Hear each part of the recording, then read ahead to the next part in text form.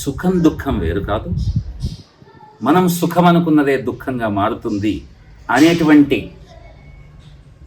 విశ్లేషణ మనలో వచ్చినప్పుడు అప్పుడు మనం ద్వంద్వాల నుంచి బయటపడతాం. సుఖంలో దుఃఖంలో సమస్థితిని అనుభవిస్తాము.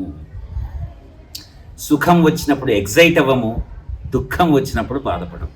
దుఃఖేషు అనుద్విగ్నమనః, సుఖేషు విగత స్పృహ, వీత రాగ భయ క్రోధ స్థితధీర్ మునిరుచ్యతే. ఇవి చదివి వదిలేసే శ్లోకాలు కాదు, ఇవేవో కాసేపు ప్రీచింగ్ కోసం వాడుకునే శ్లోకాలు కాదు. ఇదేదో నేను గొప్ప పండితుడిని అని చెప్పి ఒక వరల్డ్లో మనకు రెప్యుటేషన్ని ఎస్టాబ్లిష్ చేసుకోవాల్సినటువంటి శ్లోకాలు కావు.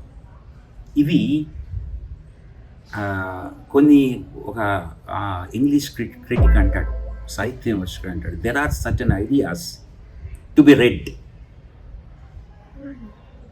And there are certain ideas to be read and to be digested, to be swallowed and digested. So ఈ శ్లోకంలో ఉన్నటువంటి ఐడియాలు అంటే ఏమిటి?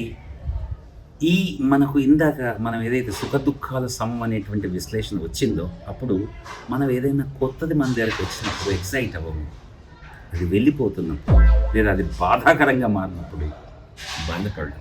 శత్రువు మిత్రుడవుతాడని తెలుసు, ఎంత కమ్మటి ఆహారమైనా కాసేపటికి వెగడి పుడుతుందని తెలుసు, ఎంతటి సౌందర్యమైనా కానీ కాసేపటికి దాని వాస్తవ స్వరూపం బయటపడుతుందని తెలుస్తుంది. అప్పుడు మనం ఒక స్టేట్ ఆఫ్ ఈక్విలిబ్రియం, ఒక సమస్థితిని అనుభవిస్తాం. అదే భావ ఔన్నత్యం.